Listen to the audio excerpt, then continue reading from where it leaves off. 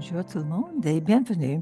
Nous sommes tellement contents de vous avoir avec nous, justement pour notre session sur la nature et donc l'état d'investissement et donc des solutions basées sur la nature. Et donc, c'est justement basé sur le TNC. Et donc, je suis donc le directeur à Forest Trends et donc, je suis donc modératrice pour cette réunion. Et donc, l'eau, c'est au centre de tout. Et donc, notre santé, notre nourriture, nos économies, nos centres de données et nos réseaux d'électrique. Et donc, pour le monde entier, c'est ce qu'on voit de plus visible pour le changement climatique. Donc, l'année dernière, on a vu les inondations, on a vu les sécheresses qui étaient dévastateurs. Et donc, l'urgence de renforcer la résilience dans notre infrastructure d'eau n'a jamais été plus grande. Donc, c'est là où la nature joue un rôle important. Et donc, la solution, justement, basée sur la nature, si on veut améliorer les techniques d'agriculture, ça, c'est avéré être des outils pour mieux gérer l'eau.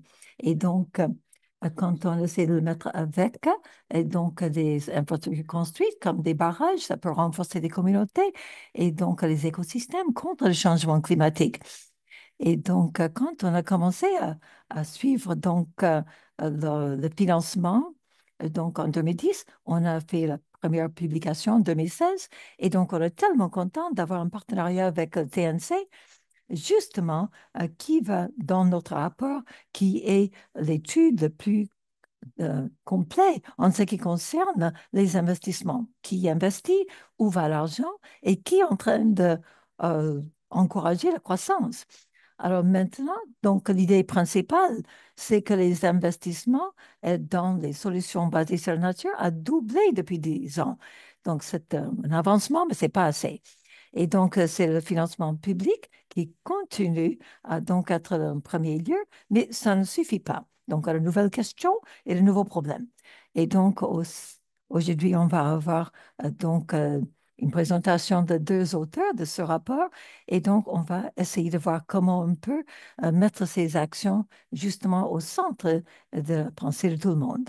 Alors, en fin de compte, la sécurité des eaux, ça dépend dessus, comment on va traiter le problème.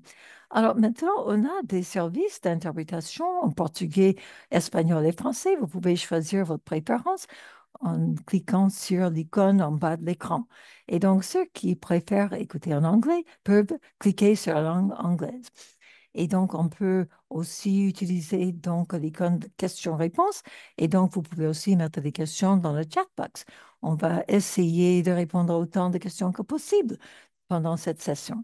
Alors, donc, j'aimerais bien aussi donc remercier nos sponsors qui ont rendu cet événement possible. Et donc, voilà, comme elle a dit, Coca-Cola et Microsoft.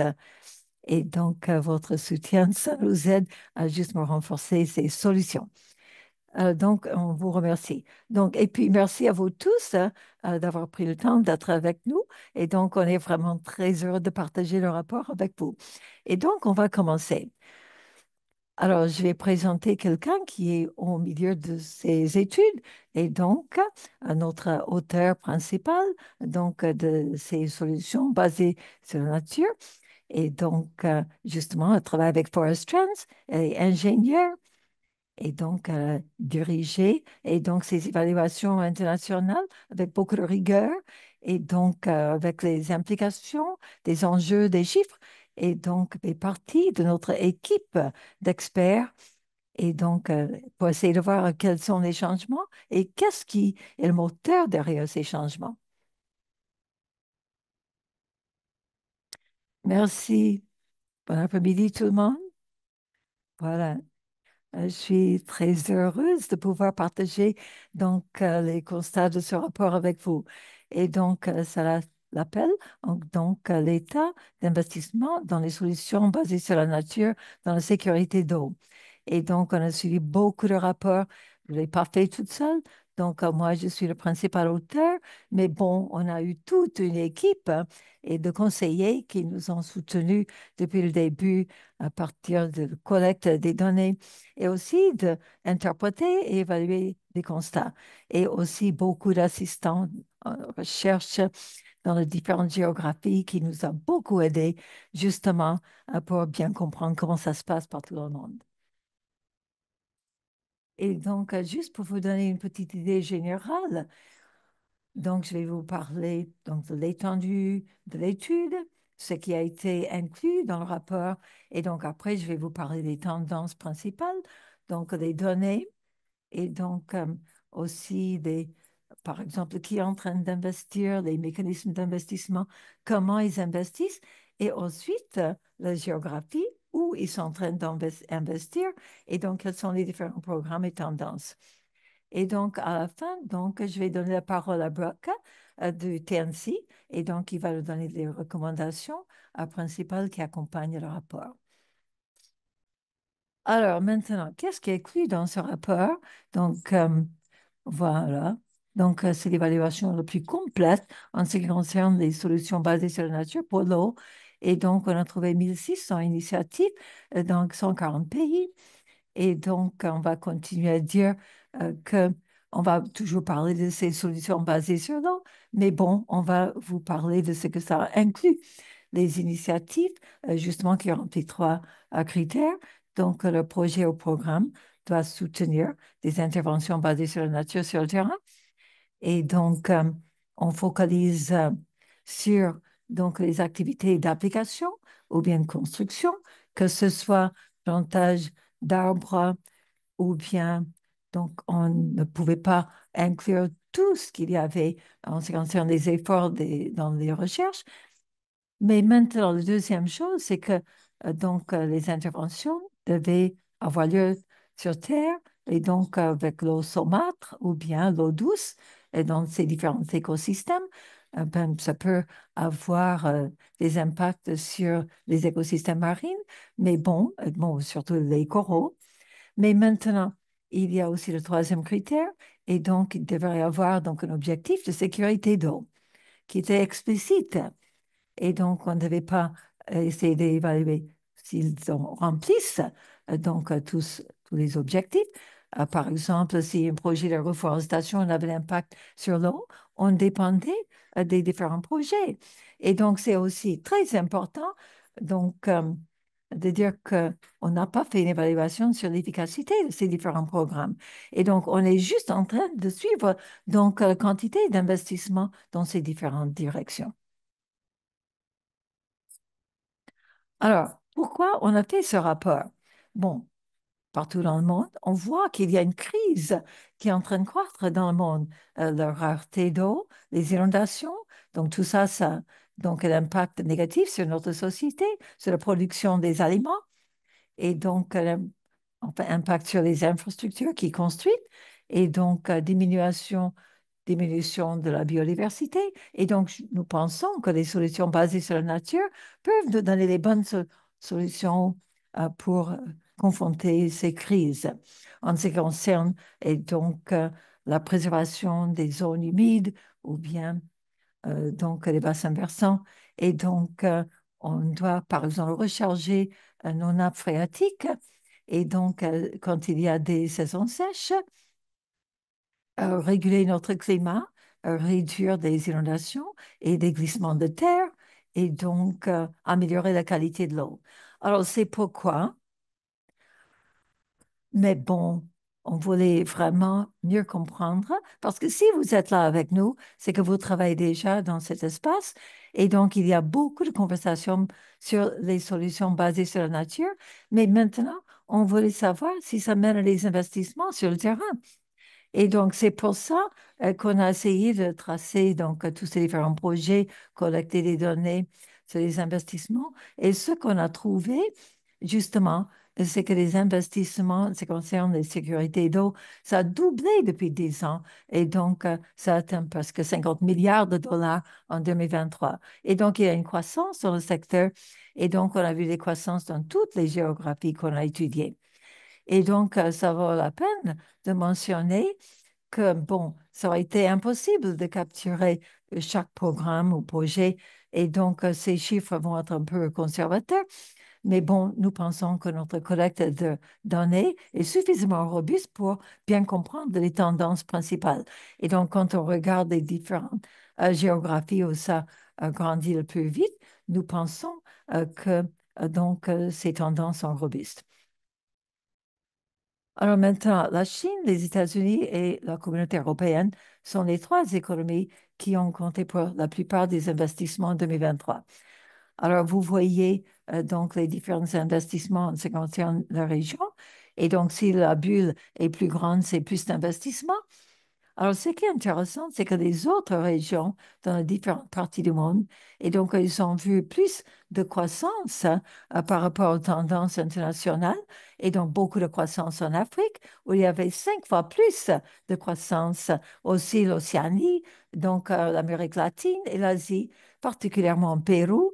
Et donc, il y avait 7 fois plus de croissance. Et en Afrique, et puis l'Afrique du Sud, Nouvelle-Zélande, on a vu des programmes intéressants qui reconnaissaient non seulement et donc les avantages de ces projets, mais aussi pour l'emploi, création d'emplois et les communautés locales. Et donc en Afrique du Sud, donc programme donc, pour l'eau et donc en Nouvelle-Zélande, donc pour créer l'emploi pour les communautés locales.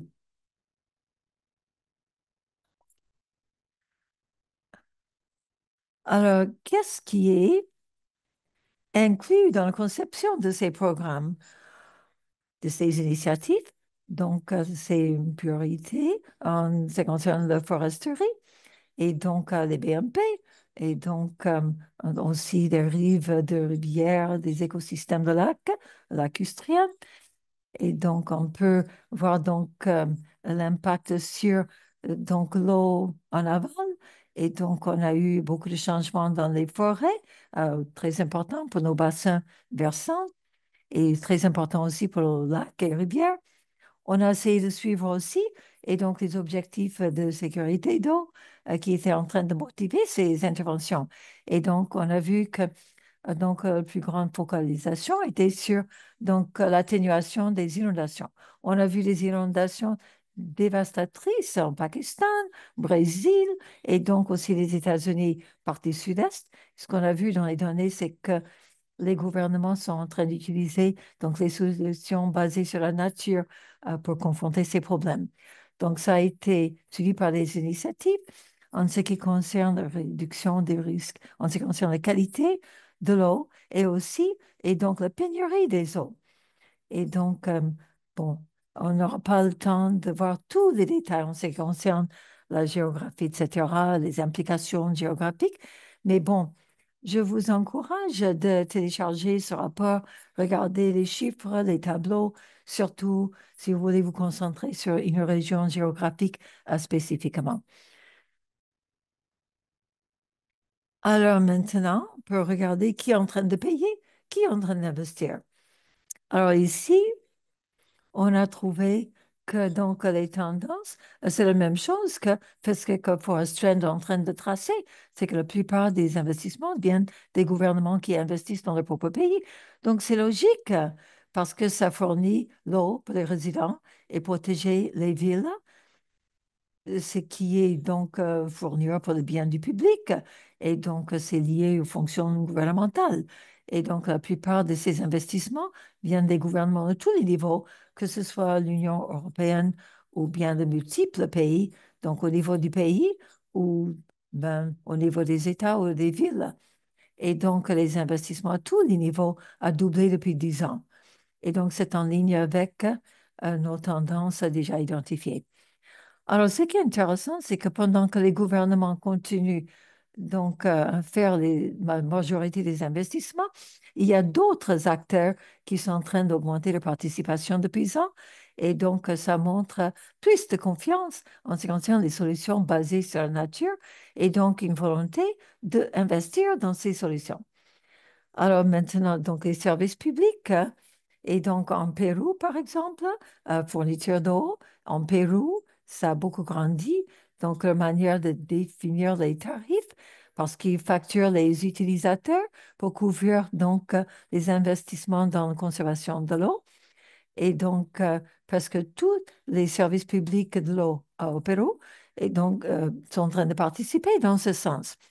Et donc, on a vu et donc beaucoup d'augmentation en ce qui concerne les institutions multilatérales, la Banque mondiale, Global Environment Facility, et donc ce qui est en train d'encourager ces solutions basés sur la nature. Et donc, ils encouragent la possibilité aussi d'investir dans justement tout ce qui se passe dans les villes, c'est-à-dire les systèmes de drainage et de fourniture d'eau dans les villes. Et donc aussi, ce qui a grandi le plus rapidement, et c'était donc le secteur privé, 30 fois plus dans, depuis quelques années, et donc 70%, et donc du secteur privé, enfin des investissements du secteur privé a été obligé par les réglementations, et donc y compris donc certains systèmes basés sur les marchés, cap and trade, et donc un système donc en Californie, qui utilise justement le système de cap et trade en ce qui concerne les gaz à effet de serre. Et donc, c'est maintenant l'État qui va administrer ces fonds pour les diriger dans les différents projets pour protéger la nature. Et donc, dans le cas de Californie, on a trouvé que spécifiquement, beaucoup de cet argent pouvait aider à gérer donc les incendies, les feux de forêt, etc. Et donc, le gouvernement en Californie, ils sont en train d'investir dans tout ce qui concerne donc à la gestion des feux de forêt et pour aussi utiliser des solutions basées sur la nature. Alors, ensuite, on va regarder certains mécanismes. Donc, dans ce rapport, on a suivi donc 5 mécanismes. Et donc, si on peut juste regarder en général ces mécanismes, et donc les plus grands. Et donc, c'était ceux qui sont propriétaires des terres. Donc, ce sont des programmes qui appartiennent au gouvernement, où, par exemple, ils peuvent donner des fonds aux fermiers si, par exemple, s'ils protègent la nature et surtout, donc, la nappe phréatique ou les sources d'eau. Donc, il y a des fonds disponibles.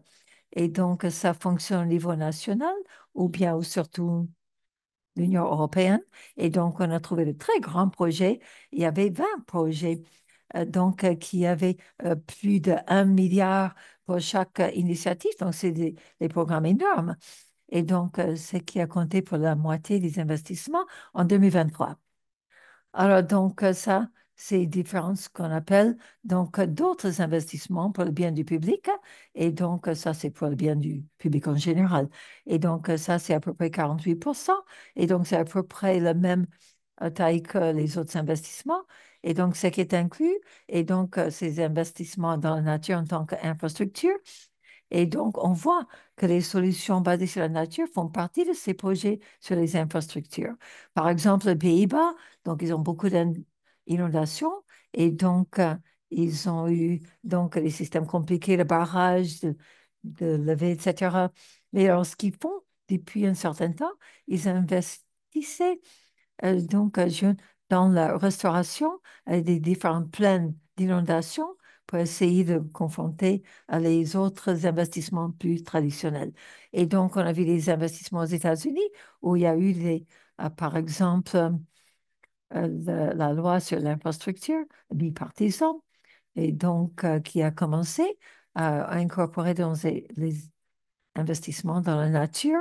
Et donc, alors maintenant, ça montre que cette sorte d'investissement commence à être inclus à un très haut niveau dans la définition des politiques publiques. Alors, le prochain mécanisme, c'est et donc le mécanisme à travers les utilisateurs, donc justement des bassins versants. Et donc, ça, c'est plutôt une échelle locale et donc les services publics où les gens ils s'inquiètent de leur propre bassin versant. Et donc, un bon exemple, c'est San Antonio, dans le Texas, aux États-Unis, parce qu'ils dépendent de la nappe phréatique, justement, pour leurs résidents. Et donc, ils ont pu recharger la nappe phréatique dans les années précédentes, mais maintenant, au fur et à mesure que la ville est en train de grandir, et donc ils voient un impact négatif, justement, et le développement urbain, euh, un impact négatif sur la nappe phréatique. Et donc, le budget municipal maintenant est en train d'essayer de trouver des solutions basées sur la nature. Par exemple, augmenter donc la protection de toutes ces zones qui nourrissent la nappe phréatique. Donc, évidemment, c'est des plus petits projets, ils sont plus concentrés sur les zones locales. Alors, le dernier diapositive, et donc ça, c'est le mécanisme basé sur le marché. Et donc, vous avez justement les marchés en termes de commerce sur la qualité de l'eau. Et donc, en Australie, donc vous avez un exemple dans le plus grand bassin versant de l'Australie. Le gouvernement voulait restaurer donc la qualité de l'eau dans cette zone. Et donc, ils ont acheté donc les droits aux fermiers qui avaient voulu participer dans le projet. Et donc, ils avaient pu profiter de différents droits pour pouvoir garantir les sources d'eau pour les fermiers. Donc, une autre sorte. Et donc, c'est des programmes d'échange en ce qui concerne les qualités d'eau. C'est-à-dire que vous pouvez échanger les crédits sur la qualité de l'eau. Par exemple, dans l'Est des États-Unis, donc vous avez donc des limites de réglementation qui disent, par exemple, combien de nutriments ou des contaminants, vous pouvez mettre dans les effluents et donc, par exemple, dans une station de traitement des eaux. Et donc, vous pouvez faire une analyse de coût, efficacité de vous, des eaux. Et donc, est-ce qu'on doit améliorer la station de traitement des eaux ou est-ce qu'on peut tout simplement essayer de donner certains crédits qui peuvent être échangés entre ceux qui polluent et ceux qui sont en train d'améliorer la qualité de l'eau. Et donc, il y a aussi la possibilité de travailler avec les fermiers qui contribuent aussi. Et donc, il y avait aussi en Nouvelle-Zélande et donc un programme avec commerce de nitrogène et donc aussi un programme sur les coraux et donc ça concerne le Great Barrier Reef. Alors, une des principales idées dans l'analyse qu'on a fait sur les mécanismes, c'est qu'on a vu une diversité, une croissance dans la diversité des mécanismes. Et donc, la principale, d'investir dans les écosystèmes. Et donc, c'est ceux qui sont propriétaires de ces terres. Et donc ça revient jusqu'aux années 90 et même aux États-Unis jusqu'aux années 70. Et donc, il y avait des mécanismes d'investissement historiques. Mais maintenant, on voit qu'il y a depuis 2013, on a d'autres mécanismes, justement pour les investissements. Et donc, en 2021, et donc, on a d'autres manières qui sont en train de commencer à rattraper ceux qui sont propriétaires de ces terrains. Et donc, qu'est-ce qu'on voit? C'est beaucoup plus de diversité, de plus petits projets qui sont différents, qui sont adaptés localement en tant que partie de nos solutions. Alors finalement, et donc comme la partie que je préfère de ce rapport, c'est les tendances en ce qui concerne les géographies. Alors c'est vers la fin du rapport, donc vous avez quelques pages sur chaque zone géographique et donc vous avez des exemples spécifiques. Et donc quand on regarde donc les investissements internationaux en 2023 selon les différents pays, on voit que c'est la Chine qui est vraiment numéro un. C'est eux qui ont les plus de solutions basées sur la nature. Et donc, c'était le cas, justement, basé sur des rapports précédents. Et donc, en 2023, c'est la Chine qui a investi plus que tous les autres pays ensemble. Et donc, ça, c'est l'évolution qui suivait donc des sécheresses, des inondations, les années 90 en Chine, la rivière jaune, et donc qui allait jusqu'à l'océan. Et donc, 200 ans sur 365 jours, 200 jours sur 365, il y avait donc la sécheresse. Et donc, il fallait absolument que la Chine réagisse. Et donc, maintenant, 99,9 pour cent des investissements en Chine, c'est à travers les programmes dirigés par le gouvernement. Donc, en Europe, donc, on voit de grands programmes. Donc, ils sont soutenus par l'Union européenne, aussi par les propriétaires, et donc sur le Fonds pour le développement agricole, partie rurale, donc, ça encourage des incitations sur des pratiques durables en ce qui concerne les pratiques agricoles. On a vu aussi une croissance dans les programmes nationaux en ce qui concerne le contrôle des inondations et aussi des investissements par les utilisateurs en ce qui concerne les services publics. Et donc, aux États-Unis et au Canada, la plupart des investissements, et donc, c'était par les propriétaires des terrains et donc à travers les mécanismes. mais bon, ça date jusqu'en 1930 avec un bol de poussière où vous aviez une crise de sécheresse et donc des tempêtes de poussière et donc qui a fait donc des problèmes pour les fermiers, la société, et donc le gouvernement a commencé à inciter les fermiers qui pouvaient utiliser des pratiques agricoles qui pouvaient les aider à réagir à cette crise. Et donc maintenant, on a donc le service de ressources ou de conservation des ressources naturelles, et donc ce qui a compté pour plus de la moitié des investissements au Canada et aux États-Unis. Alors maintenant, en Océanie, donc il y a deux points importants à dire.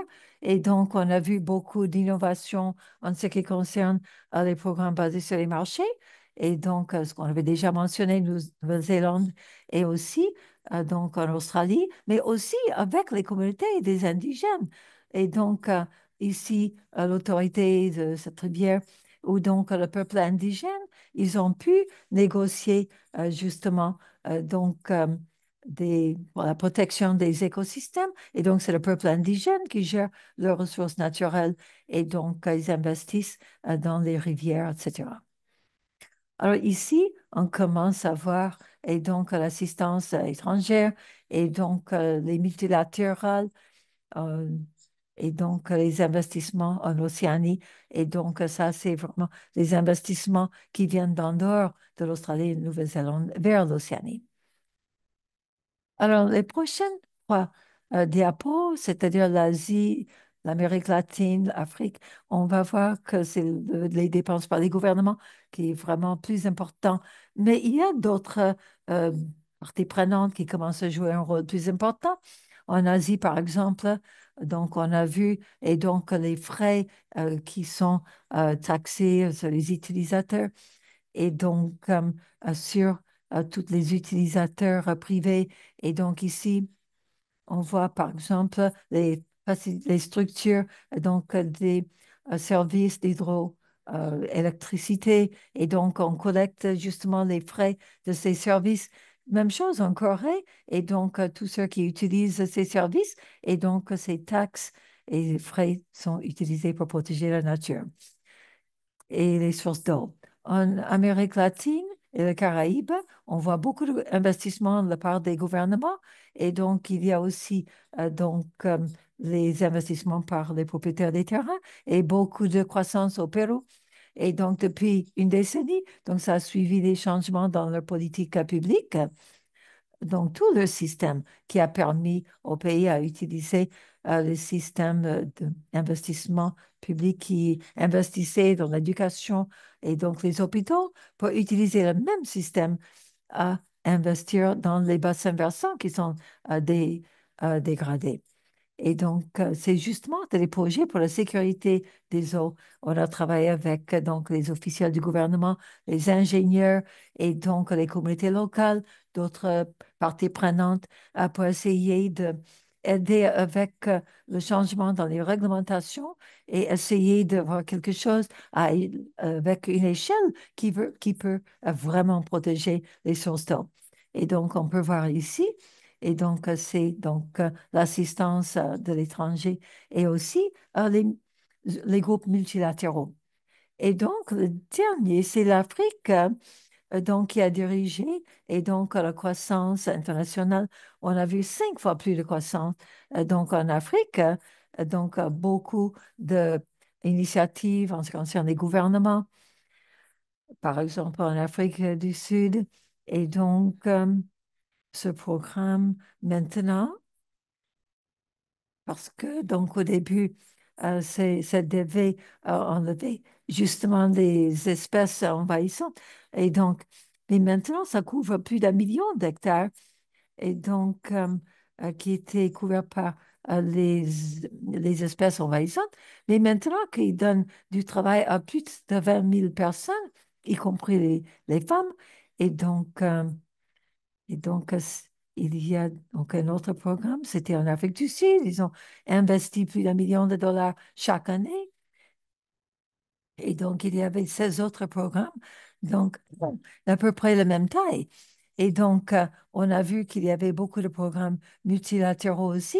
Et donc, il y avait des prêts faits par des gouvernements Et donc, on voit que les gouvernements ont joué un rôle plus grand que dans les autres régions. Et donc, il y a aussi un plus grand rôle en ce qui concerne le secteur privé que dans les autres régions. Donc, ça, c'était juste une petite vue générale de tout ce qu'on avait pu regarder dans notre étude. Et donc, vous pouvez aussi regarder les recommandations de notre rapport. Et donc, vous pouvez le télécharger et regarder pour vous-même. Et maintenant, je vais donner la parole à Brooke, qui va nous donner certaines recommandations qui vont ensemble avec nos données. Merci, Mia. Et donc, avant de donner la parole à Brooke, je voulais donner la possibilité à poser quelques questions. Et donc, une question, justement, euh, est-ce qu'on a trouvé des exemples de secteurs privés qui investissaient dans leur propre chaîne de valeur et surtout en ce qui concerne des initiatives plus grandes? Ah ben oui, j'aurais pu le mentionner en ce qui concerne les différents investissements quand je parlais de bénéficiaires directs, parce qu'on a parlé des services publics, mais il y a aussi, et donc, des investissements privés volontaires.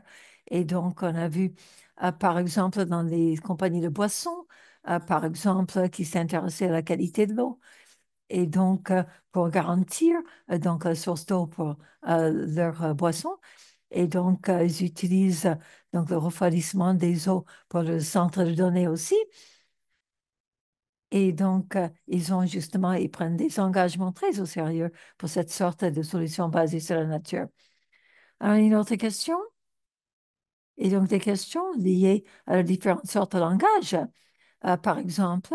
Et donc, il y a certains projets, donc on appelle ça solution basée sur la nature ou paiement pour les services pour protéger la nature. Est-ce que vous pouvez nous parler de ce langage et les différentes étiquettes qui sont mises sur les différents types de programmes, dans la diversité des programmes? Oui, justement, parfois il y a un changement de langage et donc, oui. Donc, il me semble que Forest Trend a vu en 2016, c'est donc l'état des investissements dans les bassins versants. Et donc, si on parle ça dans l'investissement dans les bassins versants ou l'infrastructure verte ou les investissements verts ou les solutions basées sur la nature, donc ce qui est important, c'est de focaliser sur les interventions d'investissement. Et donc, on a les mots-clés justement qui nous ont aidés à identifier quelle sorte de conception on voulait inclure. Et donc, en fin de compte, on incluait toute une gamme de différents langages et termes. Merci. Et donc, encore une question plus difficile, pardon. Et donc, il y a une question.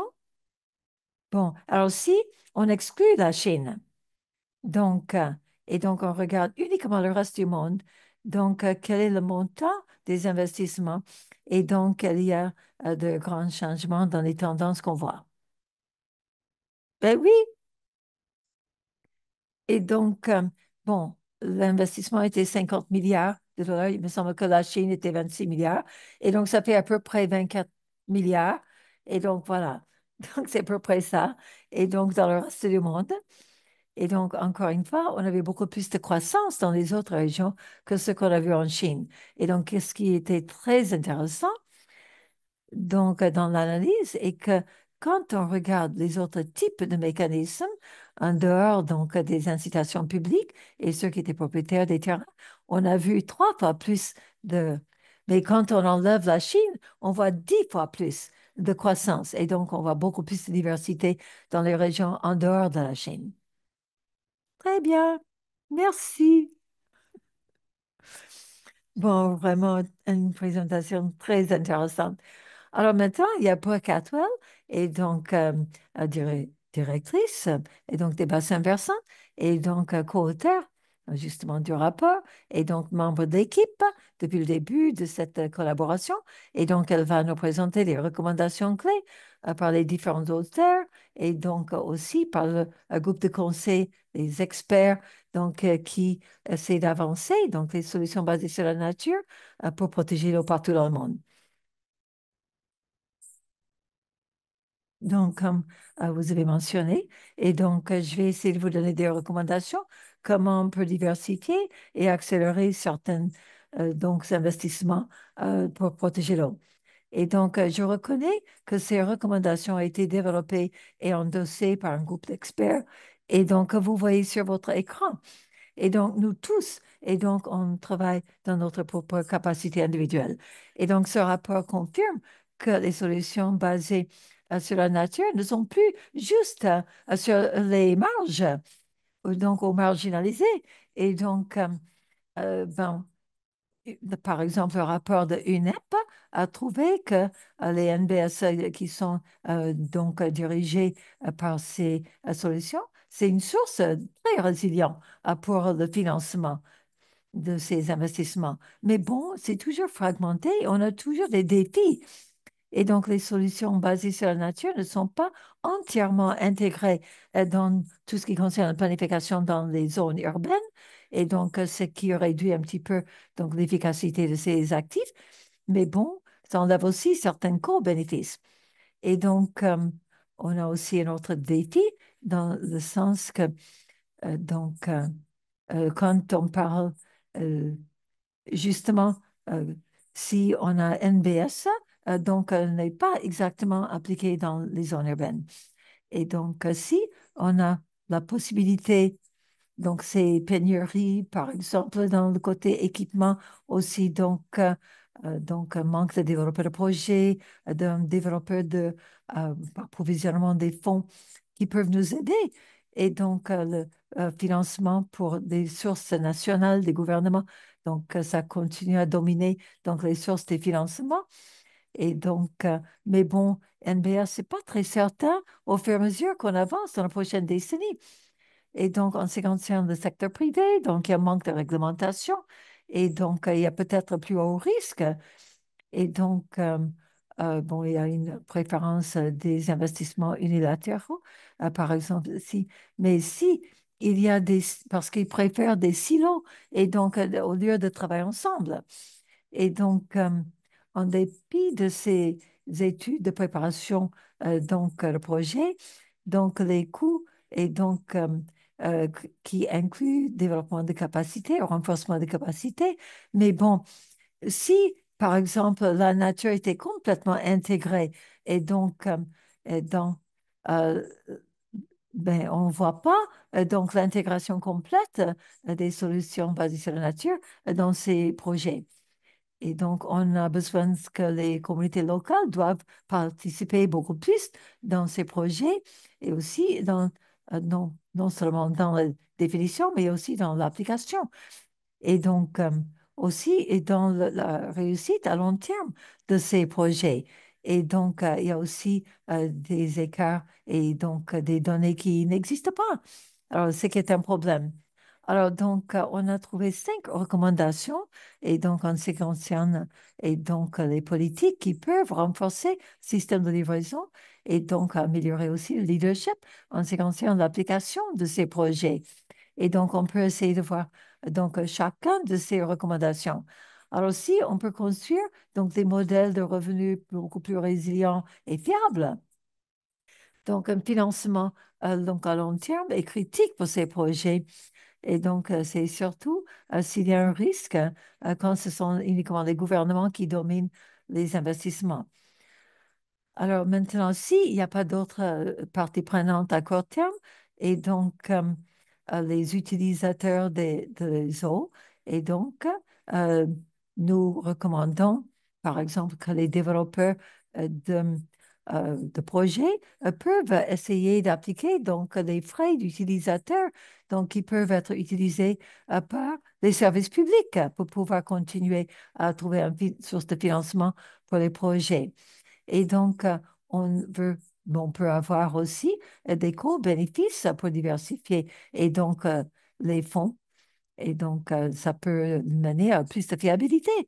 Et donc, si on peut aussi, quand il n'y a pas beaucoup de ressources, donc, ou l'assistance au développement, où donc la philanthropie va rester principale. Ça, c'est par exemple certains pays où il n'y a pas les ressources pour pouvoir justement protéger les sources d'eau. Et donc, on a besoin des cadres juridiques justement pour essayer de mener à des modèles durables à long terme à l'avenir. Alors maintenant, en ce qui concerne le renforcement de politique, il s'agit de planification des impacts à long terme. Et donc, on doit regarder la qualité de ces investissements. Et donc, il faut justement mettre les solutions basées sur la nature intégrées dans les projets d'infrastructure et donc tout ce qui concerne la lutte contre les catastrophes naturelles. Donc, les pays doivent clairement lier les NBS donc, en ce qui concerne les objectifs au niveau de leurs objectifs au niveau national, ça inclut le CDN ou le CND, et justement, où on peut toucher à tous ces différents cadres. Et donc, le gouvernement doit aussi intégrer le NBS dans tous les projets de planification pour être sûr que les solutions basées sur la nature sont incluses. Et donc, dans ces projets au niveau national. Donc, on peut avoir une pipeline des investissements verts et donc les pays doivent justement profiter de ces systèmes pour construire leurs infrastructures. Et donc, ils doivent aussi et donc reconnaître et donc en ce qui concerne et donc qu'on garantit que les groupes indigènes et les communautés locales aussi sont intégrés justement dans les différents projets. Et donc, bon, il est évident que le monde entier est en train d'exiger plus d'investissement au niveau privé.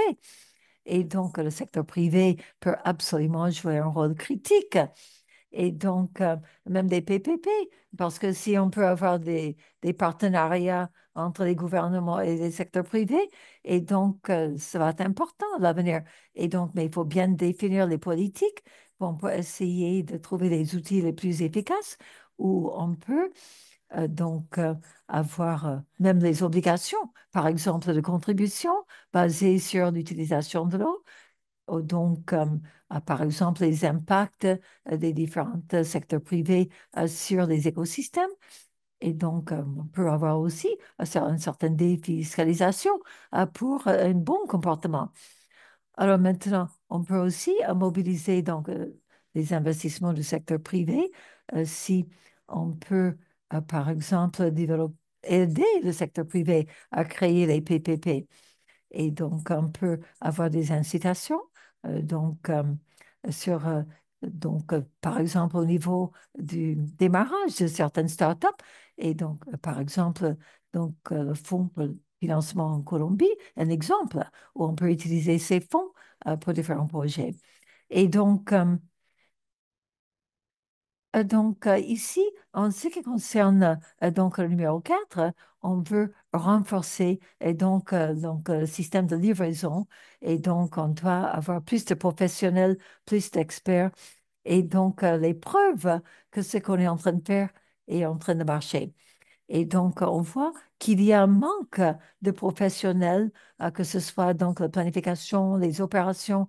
Et donc on doit former des gérants, des ingénieurs et donc des managers de l'approvisionnement des charges de financement parce que la demande est en train de grandir euh, très vite. Et donc, on veut essayer de rationaliser et améliorer la qualité de ce qu'on est en train de faire.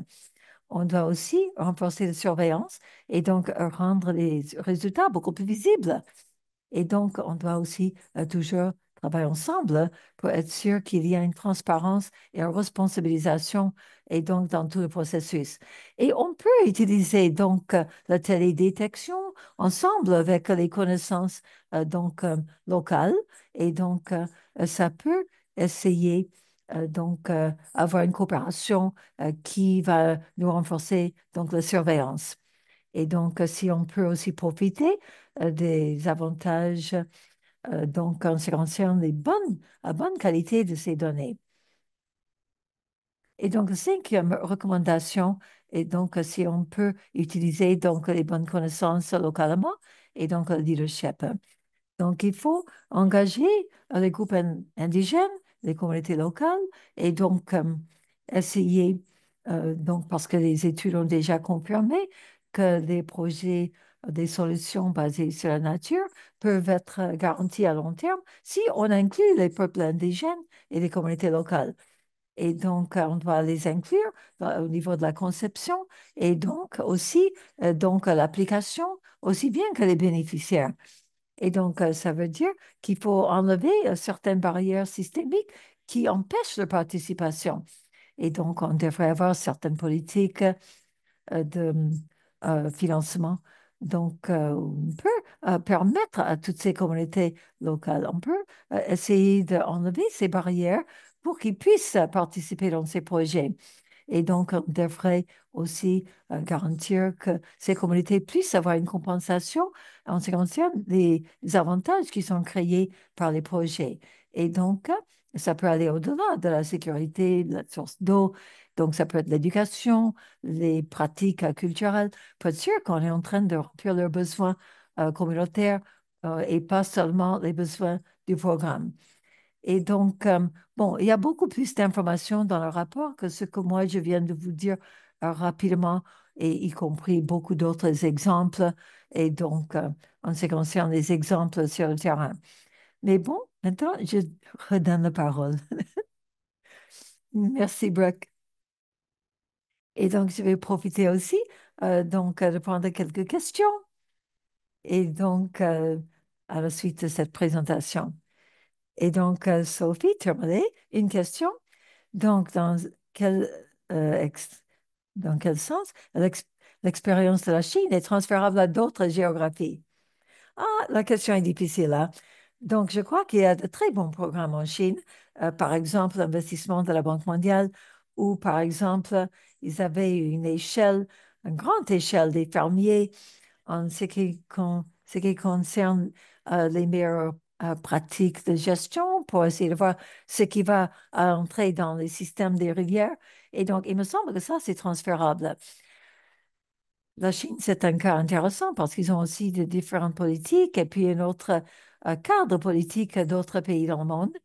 Et donc, si on peut, bon, essayer de dupliquer ce qu'ils sont en train de faire en Chine dans d'autres pays, ça va être différent. C'est difficile. Si vous essayez d'appliquer ça au Brésil, le système politique est complètement différent. Et donc, ce qu'on peut faire, c'est de nous inspirer et donc de ce qu'ils font en Chine pour l'adapter à votre pays. Donc, il y a aussi une question en ce qui concerne l'importance des co-bénéfices. Et donc, c'est parce qu'on peut les monétiser et donc, ça peut être intéressant pour la valeur. ou- Donc, c'est en faveur de plus de, bon, par exemple, donc ça, c'est Mr. Jones à Tipping Point. Donc, il me semble que c'est les deux, parce que tu peux monétiser un certain co-avantage pour faire venir d'autres financiers, comme ceux qui sont basés sur le carbone, peut-être qu'ils ne sont pas intéressés ce qui se passe avec l'eau. Mais bon, ils s'intéressent par exemple aux forêts, qui donnent aussi des avantages en termes des sources d'eau. Et donc, il y a peut-être d'autres qui s'intéressent au bien public. Et donc, il y a un certain nombre d'investisseurs qui parlent de ces des investissements dans le bien public, pas parce que ça peut être monétisé, mais parce que en ce qui concerne la qualité, et donc il y a beaucoup de données, et donc c'est intéressant pour le moyen de subsistance ou bien la qualité de vie pour les populations, qui sont difficiles à définir, par exemple, d'une manière holistique. Alors, il y a aussi une question si on a pu et donc avoir et donc les différents mélanges de différents mécanismes de financement. Par exemple, comment l'architecture a de multiples avantages qu'on peut avoir avec un mélange de sources de financement. Alors, un exemple, donc par exemple, le fonds de Nairobi au Kenya, Il me semble que c'est le meilleur exemple. Donc, un mélange de financement. Vous avez le secteur privé, public, et donc ils ont pu monétiser et donc des avantages de carbone. Mais maintenant, dans le système d'agroforesterie, ils ont pu attirer le financement ou des acheteurs pour ces crédits de carbone qui sont en Europe. Et tout ça, ça entre dans une sorte de fonds. Et donc, après, ils peuvent investir dans les solutions basées sur la nature et donc basées sur le retour sur investissement. Et donc, le rapport inclut des exemples intéressants des mélanges de financement. Et donc, il y a des liens aussi à ces projets où tu peux avoir une idée beaucoup plus approfondie de ces projets. Merci. Merci beaucoup, Brooke. C'était vraiment intéressant. Et merci beaucoup pour ces recommandations. Alors maintenant, on va avoir une conversation. Et donc, en ce qui concerne les constats inclus dans le rapport, et ce que ça veut dire. Et donc, on a trois personnes donc, dans notre panel. Et donc, avec des personnes qui travaillent sur les différents aspects, justement, de la gestion des eaux. Et donc, ça va nous donner un mélange d'expériences pour bien comprendre les tendances qu'on a vues dans le rapport et donc à quoi ça ressemble dans différentes zones géographiques dans le monde. Donc, je suis très heureuse d'être accompagnée par trois membres de panel. Donc, vous avez Max Cabajal et donc, il y a Klaus de Route à la Banque mondiale où justement, il travaille avec les différents systèmes d'eau. Et donc, vous avez Max Carbajal aussi qui travaille justement au ministère, justement, qui concerne les sources d'eau. Donc, il a été important, leader en ce qui concerne les solutions basées sur la nature en ce qui concerne la gestion des eaux. Et donc, on a Leonardo Manus, et donc, et qui dirige les travaux sur les eaux en Afrique du Sud, dans la ville de Cape Town. Et donc, justement, où ils ont réussi à intégrer donc les solutions basées sur la nature dans une ville, Cape Town, a beaucoup de pression en ce qui concerne les sources d'eau. Et, et donc, on a donc comment on peut travailler ensemble pour essayer de travailler pour la sécurité de nos sources d'eau. Et donc, une partie du panel sera donc en espagnol. Et donc, vous pouvez cliquer sur, justement, vous cliquez sur anglais, par exemple.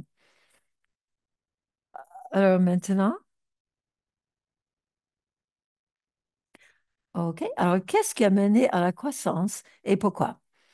Alors, donc, la Banque mondiale a joué un rôle très important depuis 10 ans.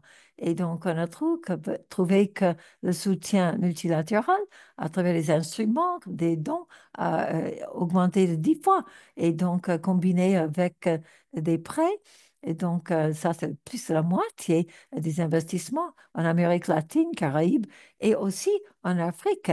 Et donc, quelle est l'approche de la Banque mondiale? Et donc, comment ça a évolué justement en ce qui concerne le rôle de la banque?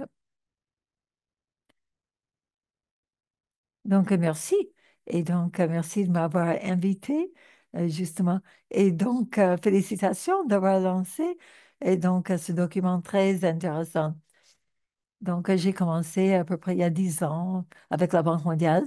Et donc, je me rappelle, pendant ce temps-là, j'ai profité de chaque occasion, justement, pour mentionner les opportunités, et donc, de travailler avec les solutions basées sur la nature et les intégrer dans les projets.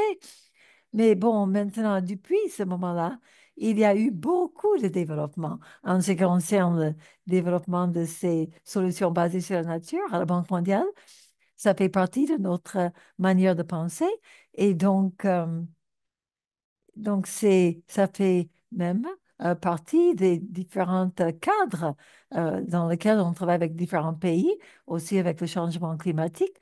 Donc, ce sont des grands avancements et dans les différents pays où on voit que les pays qui incluent ces éléments dans leurs documents au niveau national. Alors, donc, on ne voit pas que ce soit la solution à tous les problèmes et ça peut améliorer notre sécurité si on tient des sources d'eau et ça peut résoudre certains problèmes et aussi rendre beaucoup plus efficients les investissements dans les zones urbaines.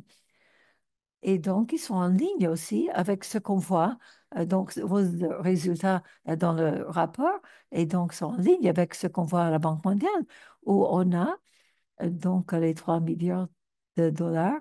Et donc, en ce qui concerne le portefeuille de la Banque mondiale, en ce qui concerne les solutions basées sur la nature, mais aussi liées au donc, cadre donc, de nos projets. On travaille beaucoup avec les bassins versants, mais donc une partie, c'est que maintenant, on peut donc avoir une meilleure définition dans le cadre de solutions basées sur la nature. On voit ça dans l'environnement, le développement urbain et aussi mais aussi agriculture et donc l'électricité, hydroélectricité. Et donc, en ce moment, on a deux projets multimillions de dollars financés par GEP. Et donc, ces organisations aussi rendent possible et donc, que la Banque mondiale puisse travailler sur l'intégration de ces solutions basées sur la nature dans le programme. Et aussi, on reçoit le financement de Global Water Security justement pour que ça devienne possible. Et donc, on utilise ces mécanismes pour promouvoir le développement de ce projet, pour avoir des formations en interne et donc aussi avec TNC. Donc, nous avons ce qu'on appelle les lancements ou de changements, échanges d'expériences de projet et de meilleures pratiques. Et donc, dans le programme international pour la résilience de nos programmes, c'est donc justement focalisé sur la collaboration avec les autres institutions et le développement des connaissances. Et donc, vous pouvez regarder donc, le site web où vous allez trouver donc beaucoup d'informations dans notre site web à la Banque mondiale, justement ce qu'on a pu développer et donc le programme donne aussi le soutien opérationnel pour vous aider à dialoguer avec vos clients. C'est très important et donc améliorer donc la préparation et la mise en œuvre de ces projets. Et donc, on a le programme d'opportunité et donc, et avec l'opportunité de la solution basée sur la nature, on a pu justement travailler en plus de 140 pays et donc 48 milliards de dollars et dans le portefeuille de la Banque mondiale. Et donc, un autre développement qu'on a vu pour la Banque mondiale aussi, c'est la création d'emplois. Et donc, c'est un critère très important parce que si on ne peut pas créer des emplois, donc il ne peut pas y avoir du développement. Et donc, on travaille avec justement l'Organisation internationale euh, justement de l'emploi pour pouvoir améliorer l'emploi partout dans le monde et comment on peut quantifier les emplois en tant qu'effet important en ce qui concerne l'intégration des solutions basées sur la nature. Merci, Klaus. Donc, c'était intéressant. Justement, c'est bon, ça, vous êtes un champion à l'intérieur de la Banque mondiale. Et donc, et vous travaillez beaucoup avec les clients pour les aider à atteindre leurs objectifs. Donc, c'est vraiment intéressant de voir où la banque est en train d'investir en ce qui concerne le développement des projets et donc ces nouveaux types de solutions et donc toutes les ressources que vous venez juste de partager avec nous. Donc, merci beaucoup. Alors maintenant, Max Carbal, et donc, il me semble que justement, on va, donc, vous avez eu 7 fois plus d'amélioration dans les différents investissements, et donc, principalement de la part du gouvernement, et donc, les investissements dans les infrastructures, une planification d'infrastructures basée sur les solutions basées sur la nature. Donc comment est-ce que ça a amélioré donc, l'eau potable et quels sont les facteurs? Vous allez parler espagnol?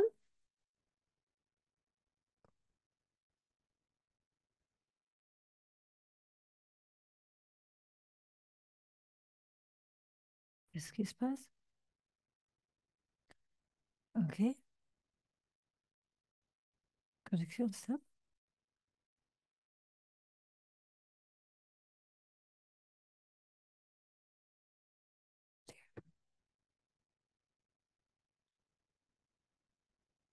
Oui.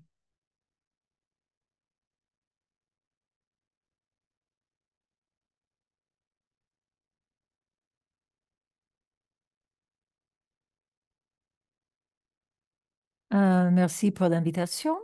Et donc, je vous félicite pour ce travail tellement intéressant que vous faites jusqu'à maintenant. Et donc, je trouve que l'étude est vraiment intéressante. J'ai lu le rapport et donc j'invite tout le monde à lire ce rapport parce que donc ça vous donne une idée de toutes les informations, justement, ce qu'on peut avoir. Et donc, maintenant, je vais direct à la réponse. Alors, la conservation des eaux, ça n'a pas commencé il y a quelques années. En fin de compte, ça a commencé en 2007 à Muchabanda et donc ça avait commencé justement, ça a commencé tout simplement parce que la communauté locale, ils se sont réunis pour soutenir et bon, un quart d'un million de dollars, il me semble qu'il a été investi à ce moment-là. Et donc, pour assurer la sécurité des ressources d'eau dans cette zone. Alors, ils ont continué avec ce processus en 2012 et donc ils ont commencé avec une situation compliquée, justement avec la communauté côtière et donc aussi l'entité. euh, donc, euh, et donc, c'était une lac, justement, qui fournissait les sources d'eau. Et donc, cette situation a grandi. Et donc, juste un niveau national où il y a eu une source de financement au niveau national. Et donc, à peu près 10% de leurs revenus et donc sont maintenant donc dévoués à la conservation des sources d'eau. Et donc, alors, il y a les différents types d'investissements parce que justement, les différentes communautés dans cette zone n'avaient pas accès à l'eau. Et donc, ils étaient en train de soutenir ces communautés locales. Et donc, c'était important parce que ça concernait donc des un système écosystémique qui a été soutenu. Et donc, on a pu, dans tout le bassin versant, tous les gens, ils sont en train de payer le service des eaux parce qu'ils se rendent compte de l'importance de ces services et tous les frais qui sont collectés, les frais ou les charges qui sont collectées, ça soutient le programme. Mais bon, il y a un problème quand même, ben, parce que ça inclut aussi et donc, les tarifs, et donc, qui incluent aussi des taxes qui vont aller exclusivement à la conservation des eaux. Et donc, c'est un certain pourcentage, et donc, c'est une réserve qui est basée sur 1% ou 10%, ça dépend si c'est une société, ça peut aller entre 1% et 10%, et leur impact sur les sources d'eau. Et donc, justement, donc, il me semble que c'est une idée. Donc, c'est flexible. Donc, c'est une sorte de taxe, si vous voulez, qui dépend, qui est flexible. Et donc, on peut dire que c'est un accord ou une taxe. Mais bon, ça dépend de la situation de chaque société et leur utilisation des sources d'eau. Mais donc, tout ça, c'était donc basé sur donc l'initiative de la communauté locale. Et justement, et donc, ils ont aussi obligé le gouvernement national à réaliser le programme. Et donc, il y avait des académiciens, il y avait des chercheurs, il y avait des gens dans le gouvernement, il y avait les NGO, les ONG, il y avait les différentes sortes de personnes qui étaient concernées par le projet. Et donc, ça me rappelle comme, par exemple, comme ça a été suggéré dans le livre de 1990 par Eleanor, quand il parle du gouvernement du Commonwealth. Mais il me semble que c'était un bon exemple dans mon pays.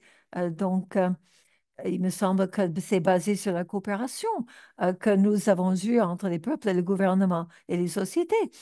Et donc, maintenant, on a à peu près 40% de tout, les investissements de la Compagnie des eaux, donc au Pérou, sont en train d'investir dans ces solutions pour protéger les sources d'eau.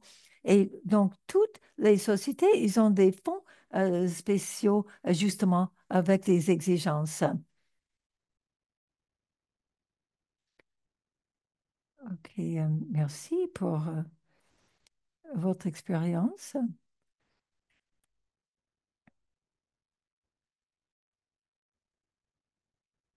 Bon, ce n'est pas traduit apparemment.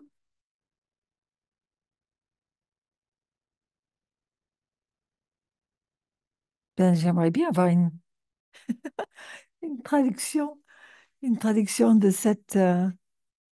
Merci, Max.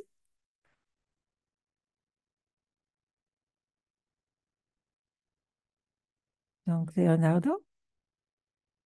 Et- Donc, maintenant, on va parler avec Leonardo Marius.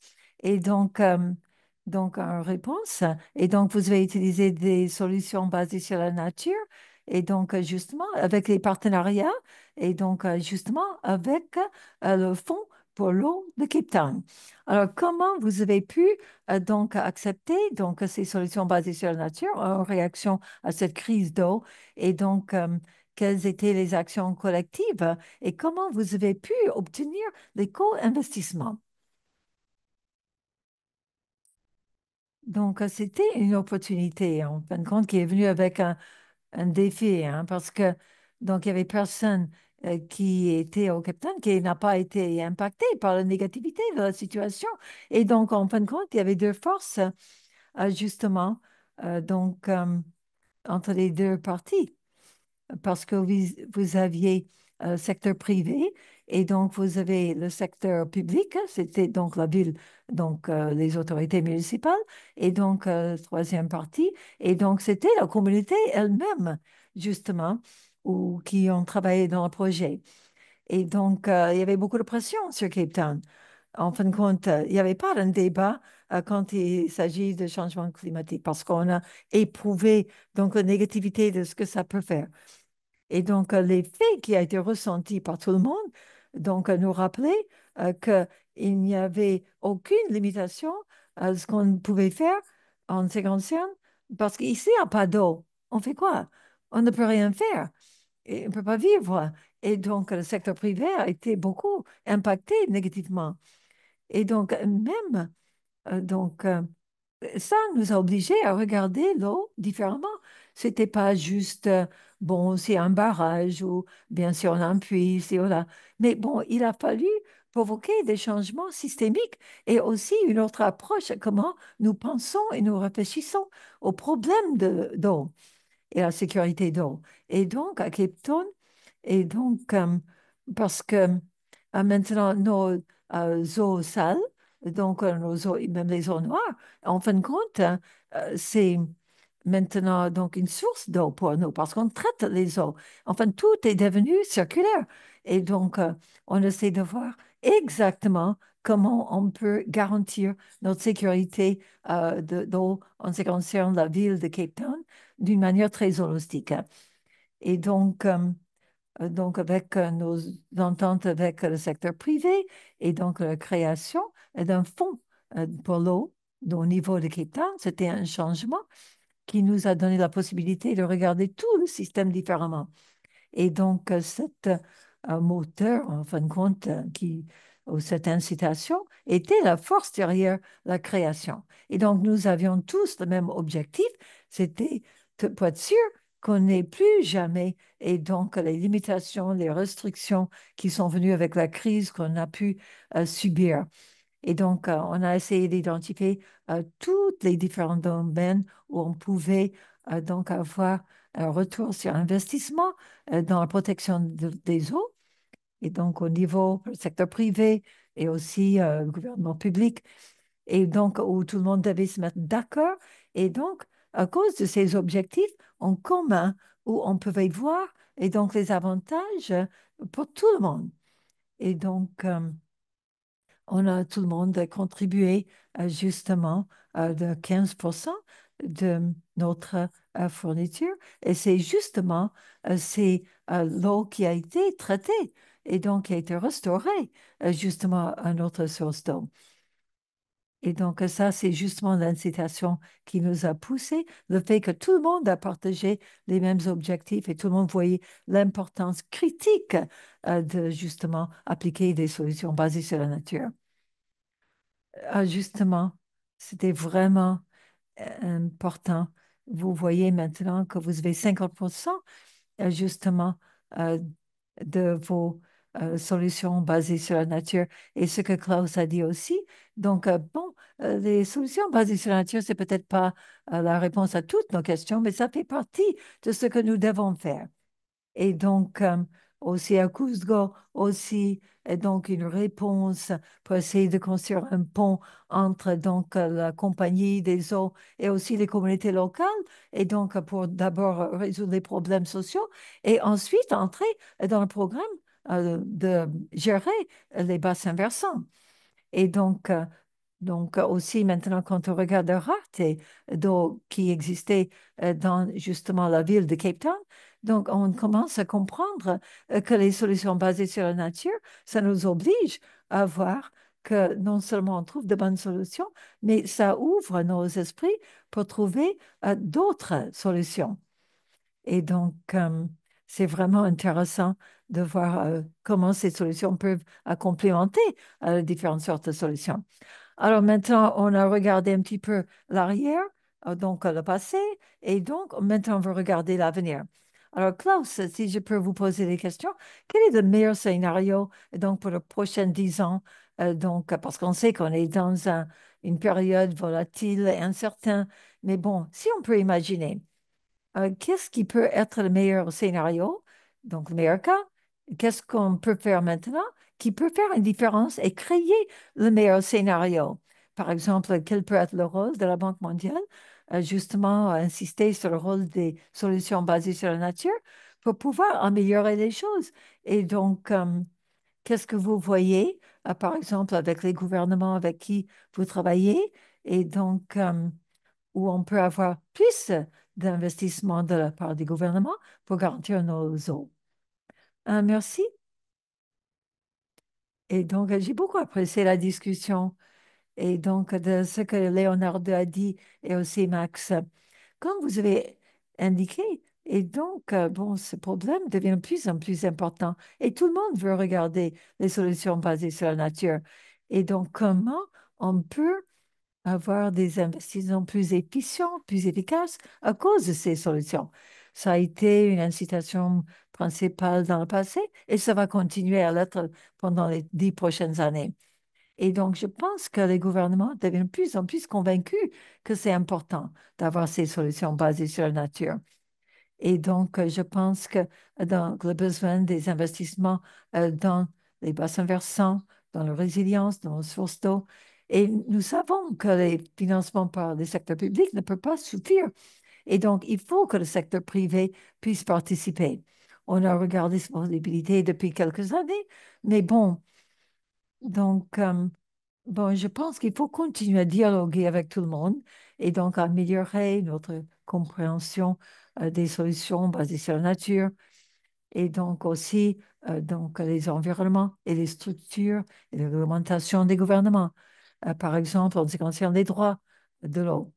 Et donc aussi des analyses de coûts, avantages. Et donc, euh, et donc, comment on peut être sûr que ceux qui vont bénéficier et donc vont pouvoir justement fournir le financement pour les différentes interventions.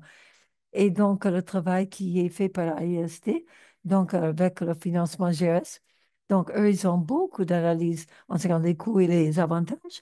Et donc, ce qu'on voit, c'est qu'il y a beaucoup donc d'analyses et surtout, donc après 10 ans, par exemple, qu'est-ce qui sera le cas?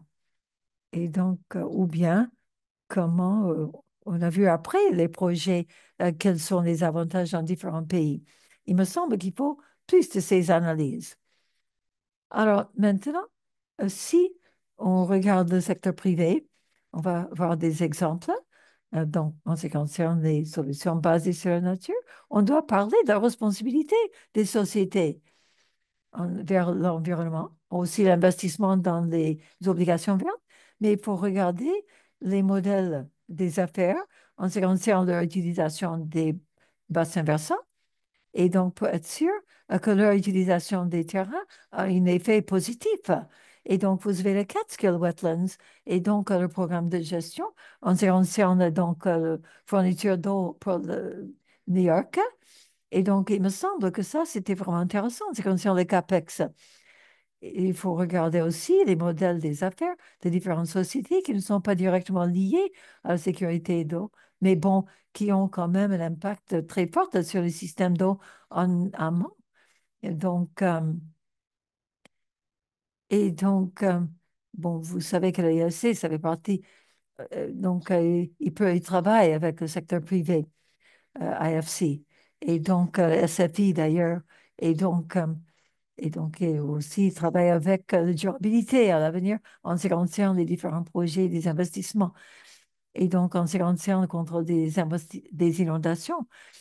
Et alors maintenant, si, par exemple, quand on a des projets agricoles ou bien en amont, et aussi, Méga, ça peut jouer donc une partie de la Banque mondiale qui peut fournir des garanties pour les investisseurs si les investisseurs sont d'accord d'investir dans certains pays. Et donc, il me semble que l'influence de la Banque mondiale peut faire venir d'autres investisseurs, montrer les opportunités des crédits de carbone, des obligations vertes, et aussi, et donc, essayer de diminuer les taux d'intérêt que les différents pays peuvent payer en ce qui concerne certains prêts quand ils vont investir dans la sécurité de l'eau.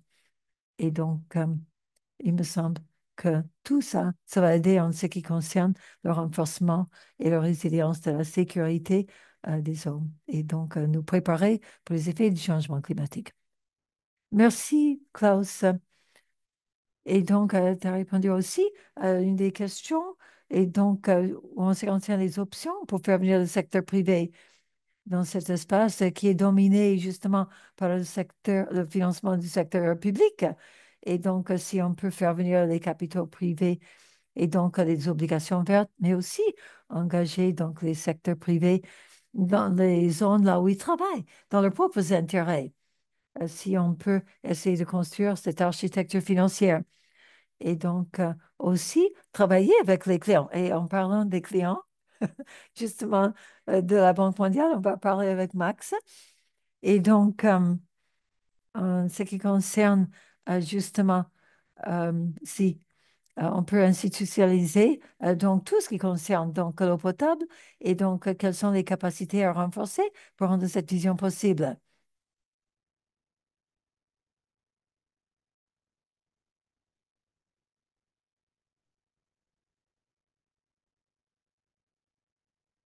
Oui, elle est en train de répéter les questions.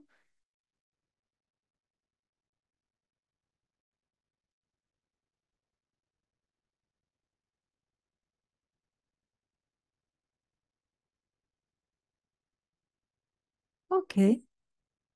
Merci beaucoup. Justement, c'est une question importante. Et donc, on essaie de continuer à avancer par rapport aux différentes politiques à développer.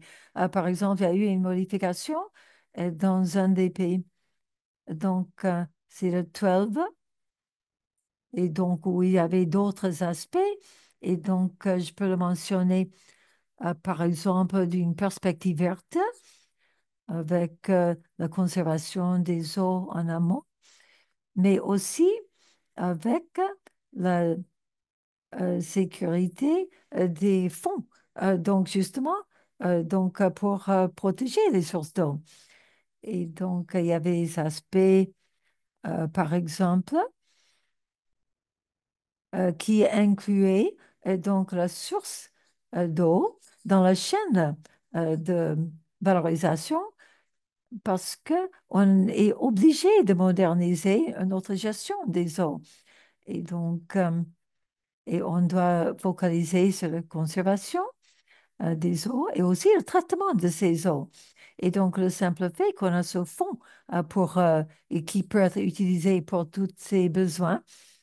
Et donc, on utilise cette source de financement pour fournir à tous les différents services. Et donc, on divise en deux parties. Et donc, on la divise en amont et aussi la distribution des eaux. Et donc, en ce qui concerne la restauration, en ce qui concerne la source d'eau, on a différentes tâches. Et donc, ça inclut aussi donc, l'investissement public et d'autres mécanismes. Par exemple, avoir différentes sortes de partenariats liés à des compagnies privées et aussi des PPP, c'est-à-dire des partenariats entre le public et le privé. Et donc, on a développé de différentes manières, par exemple les obligations. Et donc, Euh, Ou, par exemple, si une compagnie est en train de contribuer donc à une situation positive, hein, et donc ils n'ont pas besoin de contribuer. Et si on a une agence qui se focalise sur une conservation des eaux, et donc par équipe au Pérou, et donc eux, ils n'ont pas d'obligation de payer quoi que ce soit. Et donc, le système de compensation, en fin de compte.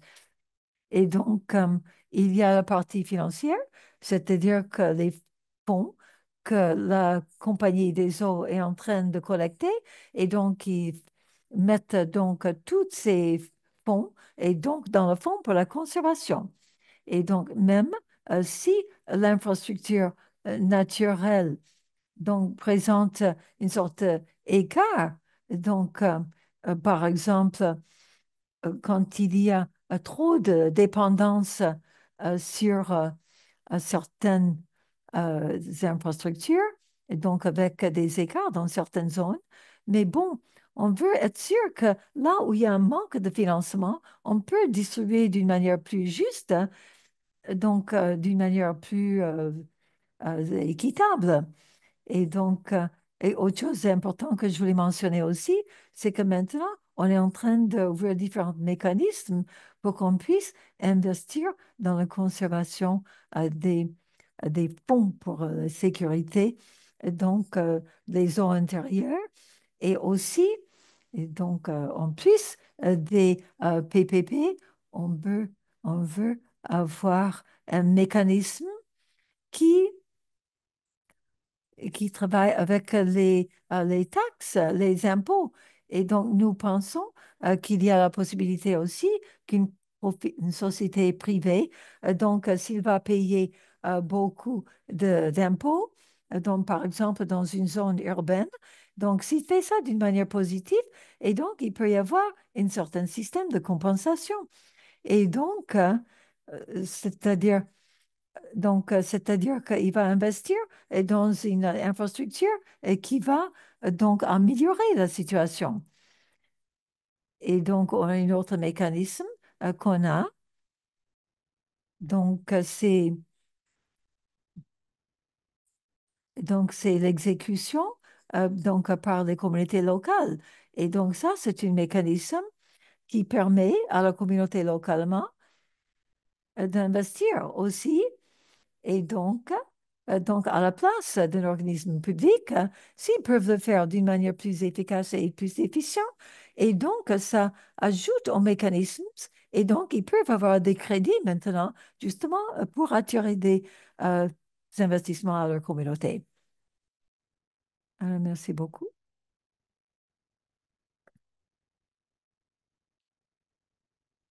Et donc, quelques points que je voulais souligner, c'est justement que le travail fait par le ministère, donc en ce qui concerne la sanitation et les eaux, c'est d'essayer d'avoir une nouvelle approche en ce qui concerne la chaîne de valeur des eaux, en ce qui concerne les sources d'eau et aussi la qualité des eaux et aussi le feuille de route que vous avez su adapter. Donc, c'est une autre manière de penser à comment rendre toutes les sources d'eau plus résilientes et donc plus durables.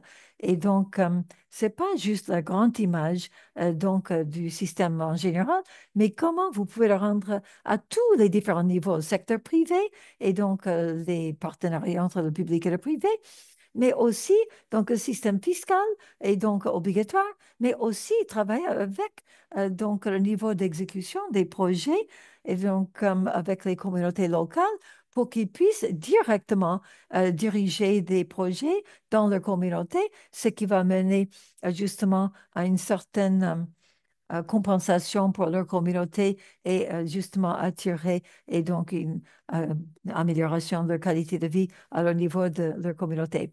Et donc maintenant, si je peux retourner à Leonardo Manus, et donc d'un point de vue d'une ville comme Cape Town, alors comment on peut aller dans un système de projet pilote pour aller justement à un système beaucoup plus large? Parce que vous avez déjà 15% de votre source d'eau qui viennent de votre source, qui est restaurée. qu'est-ce que vous voulez dire à d'autres villes en ce qui concerne la capacité technique ou en ce qui concerne le leadership d'aller donc à niveau pilote, à niveau systémique? Merci pour la question. Je pense que la première chose, il faut parler de ce qui est possible et ce que vous pouvez payer parce que, bon, parfois, donc, tout ce qui est possible, bon, ça coûte cher. Bon, maintenant, il faut bien regarder parce que la ville doit payer. C'est juste, c'est investissement. Et donc, il faut le prendre en compte. Alors maintenant, du moment que vous n'avez pas et donc les frais d'investissement, alors vous allez demander au secteur privé. Il me semble qu'il faut créer une certaine confiance depuis le début entre le secteur public, municipal, et donc le secteur privé et les utilisateurs pour que tout le monde puisse travailler ensemble dans un partenariat.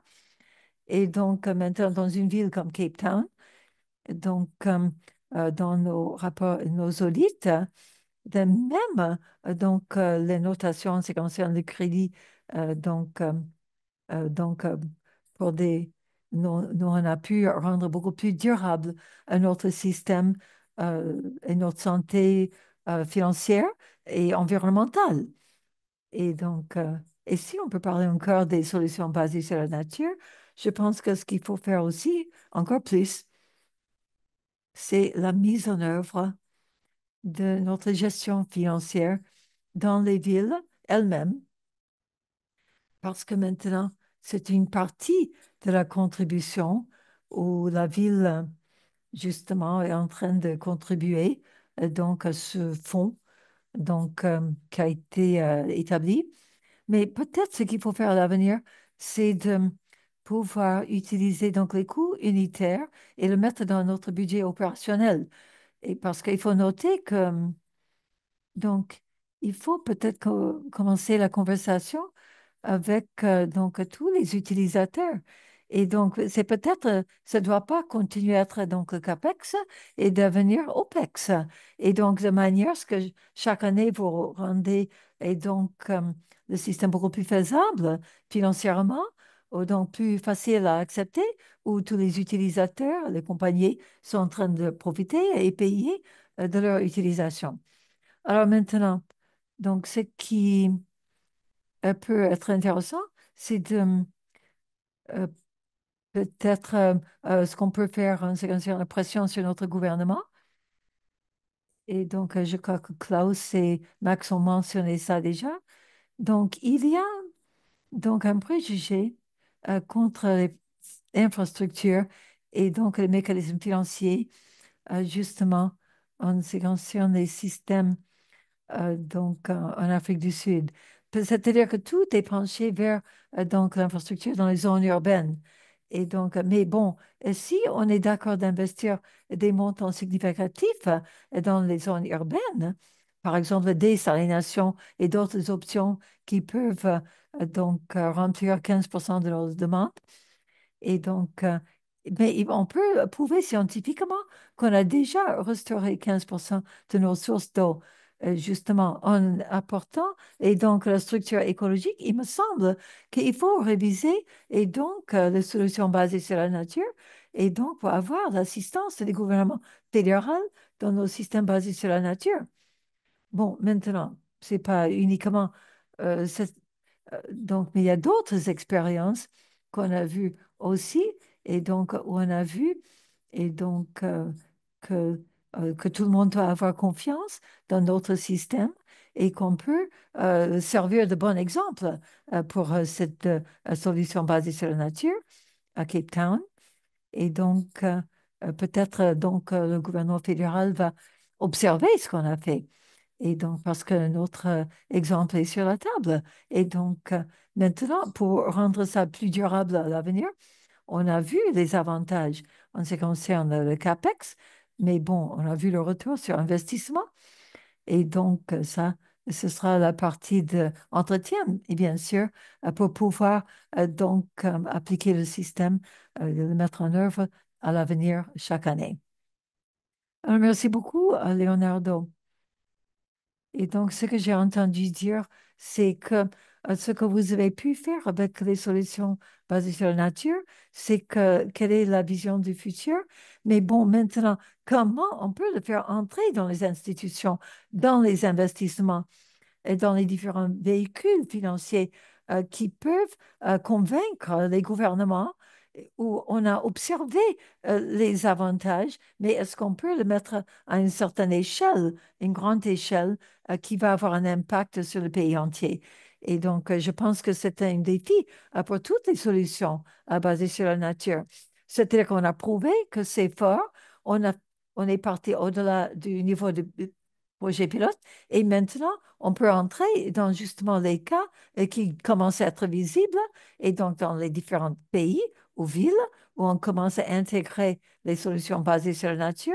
On a beaucoup de bonnes leçons apprises, qu'on peut raconter aux autres pays, et donc on peut commencer à raconter ça au monde entier.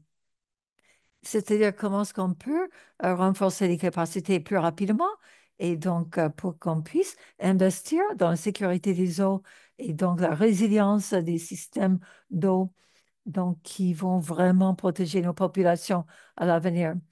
Alors, je veux remercier nos panélistes et donc pour cette discussion qui a été fort intéressante.